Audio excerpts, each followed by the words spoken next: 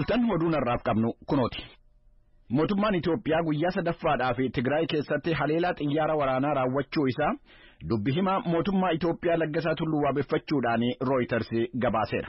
Akka gabaasni kun jedhutti haleellaan guyyaa sadaffaaf raawwatame kun kan irratti akeekkate bakka waraanni leenjii itti fudhatu yommuu ta'u, mooraan sun kanaan dura buufata waraana federaalaa ajaja kaabaa akka ture himameera. Dubbi himaan adda bilisummaa uummata Tigraay obbo Geetaachoo Raddaa akka madda oduu Reuters himanitti kamisa har'aa xiyyaaronni waraanaa magaalaa Maqalee irratti deddeebi'anii balali'aa turan. Haa ta'u malee magaalicha irratti haleellaan isaan raawwatan akka hin jirre obbo Geetaachoon himuu isaanii Reuters dabalee gabaaseera. Karaa biraatiin guyyaa kaleessa magaalaa Maqalee keessatti kan argamu Masfin Injineering irratti haleellaa raawwatameen namoottan 15 madaa'uu isaanii gabaasaan VOA Mulugeetaa Asbaa Maqalee irraa gabaaseera. Namoottan haleellaa kanaan madaa'anii hospitaala Haydar keessatti wallaanamaa jiran akka himanitti Masfin Injineering yeroo ammaa wanneen tajaajila sibiilotaatiif oolan malee meeshaa waraanaa akka oomishaa hin jirre dubbatanii haleellaan mootummaan raawwate sibiilota irratti kan xiyyeeffate akka ta'e himaniiru.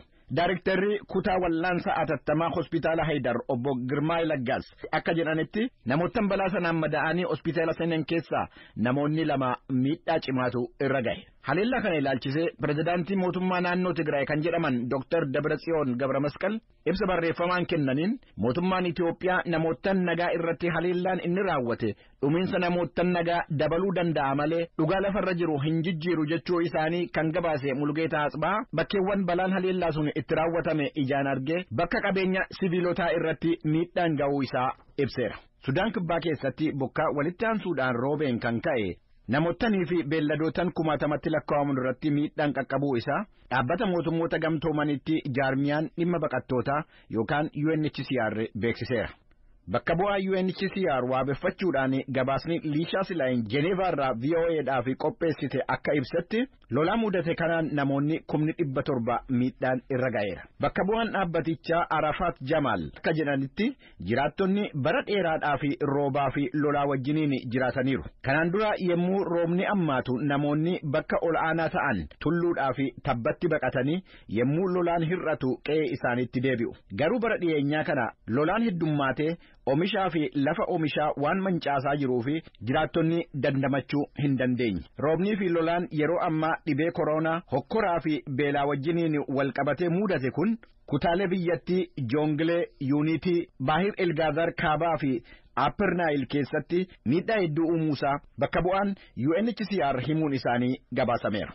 Biyyi sodaa hir'ina bishaanii qabdu Masir warshaalee bishaan qulqulleessan yookiin calalan 17 ijaaruudhaaf akka socho'aa jirtu gabaasameera. Warshaaleen humna soolaaraa fayyadamanii bishaan qulqulleessan kun waggoottan 5 dhufu keessatti yommuu ijaaramanii dhuman guyyaatti bishaan meetirii kuubii miliyoonii 2 fi qabxii 8 akka qulqulleessuu danda'anu ibsameera. Laga Abbayyaa irratti Itoophiyaa wajjiniin dubbii keessa kan jirtu biyyi Masir baay'inni lammiilee biyyattii hedduu waan dabalaa deemaa jiruuf akka hir'inni bishaanii fuulduratti rakkina hin taaneef warshaalee bishaan qulqulleessan dhaaba dhuunfaatiin ijaaraman kanarraa mootummaan bishaan bituudhaan namoottan dhuunfaatii fi warshaalee biroo gurguddoodhaa fi gatii yaraadhaan akka gurguru itti gaafatamaan ijaarsa warshaalee kana Aymaan Solimaan dubbataniiru. Biyyi Misir yeroo ammaa humna guyyaatti bishaan kiubik meetirii 800 qulqulleessu kan qabdu yommuu ta'u bara 2050tti guyyaatti kiubik meetirii miliyoonii 6 fi qabxii 4tti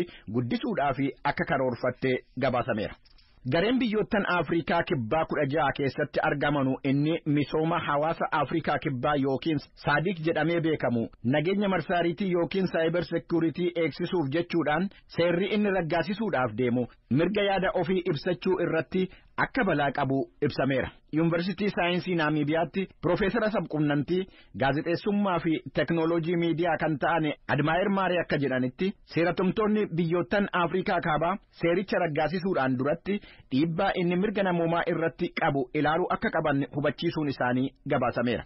Akka Profeesar Admaayir Maaree jedhanitti yommuu seerri tokko qophaa'u mirgi dhimma namoomaa wiirtuu imaammataa ta'uu qaba. Miseensa SADC kan taate Zimbabween seera interneetii yookaan cyber security ittiin to'achuu danda'amu mallattoo pirezidaantii biyyattii Emerson Mnangagwa eeggachaa akka jiru Columbus Mavihunga Harare irraa gabaaseera. Kun sagalee Ameerikaati. Dhaabbanni miidiyaa hawaasaa Facebook maqaa isaa geeddaruudhaaf akka karoorfate hoggantoonni dhaabichaa ibsaniiru. qabeenya Facebook kan ta'an Instagramii fi WhatsAppiin walitti fiduudhaan maqaan haaraan ba'u kun onkoloolessa 28 bara 2021 walgayii jaarmichaa irratti akka ifa ta'u gabaasamus maqaan haaraan ba'u guyyaa walgayii waliigalaatiin dura beekamuu akka danda'u gabaasamaa jira. Hordoftoota keenya oduun har'aaf kan nu kanuma qophiilee keenyaafanii wajjiniin turtii gaarii.